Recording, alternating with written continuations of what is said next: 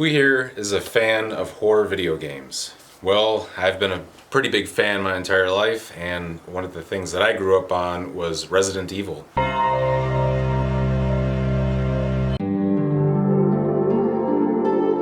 So who better to represent Resident Evil than the legendary Chris Redfield? So you can see him with his shotgun here and the blade on his back here, and he's in his normal Resident Evil 5 attire. We will be vacuum casting these as well, so that should also help eliminate air. I had to do a lot of work on these, so like I added some wax like at the bottom of the boots and in between like all of his little gadgets and stuff, his belt. But these are all ready to go now. I just gotta get the steel flask on, get it hot glued, and then we can pour in the plaster. Hopefully these turn out.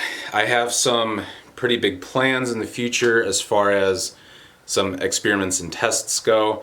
I think I'm going to be changing up my mold recipe quite substantially and the way that I heat it up. Okay, so here is the description for what we're going to be trying for the new mold. Now typically what we would do before is 4 pounds water, 5 pounds sand, 5 pounds plaster. Now the new one we're going to be trying is 35% water, so a little bit less, but 85% sand and 15% plaster.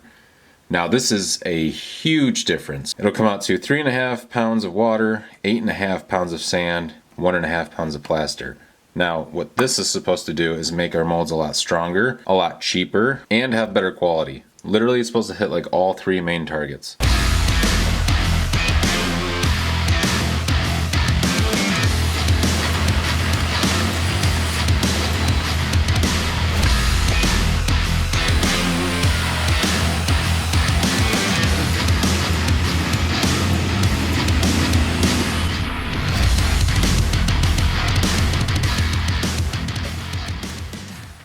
Yeah, these molds are already hardened, so that's good to see. Got our molds here cooking next to the furnace, so that way they can try to dehydrate just a little bit. We're gonna get ready to start these in the kiln here soon, and it's about 8 o'clock at night.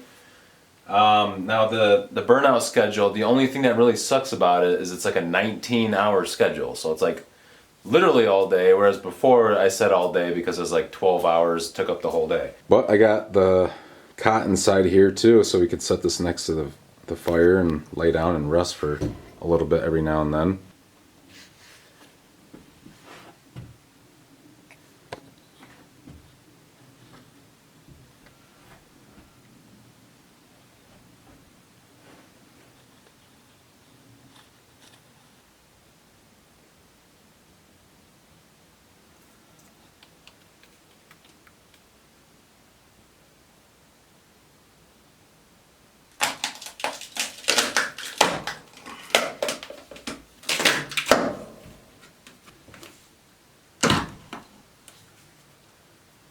So I'm not really exactly sure like what's going on with the molds right now. I can't really seem to find any correlation because some of the ones that I used the lower plaster on seems to be pretty strong, but then like some of them turned out really sandy and like weak. I think maybe there wasn't enough plaster in some of it, so maybe I didn't like stir it correctly or something like I was thinking before. Okay, so we've been following the schedule pretty closely. When I first came out here and checked on the kiln, it was like 1:30 in the morning, and it was right around the temperature that we were supposed to be at, which was fantastic. And then I came out here like 8 o'clock in the morning to check on the new raised temperature that we were supposed to be at, and it's right around 1400.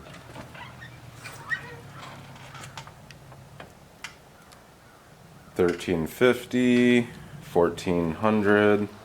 The molds themselves are about 1300. Yeah, this is looking really good.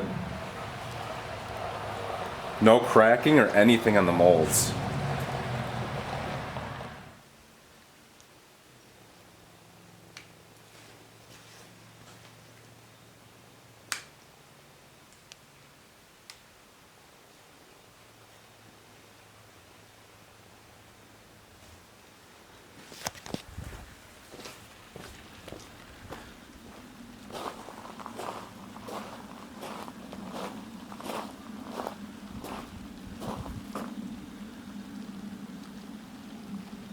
Well, it's going to be a cold, rainy, and apparently snowy kind of a day. So we're going to have a half inside melting again, sadly. I did repair my furnace again. And we're also going to be doing vacuum assisted casting here, so I got my vacuum table all set up and everything. Well, the power just went out in my garage. Awesome. So that includes the kiln. We might have to pour this a little bit sooner than I thought.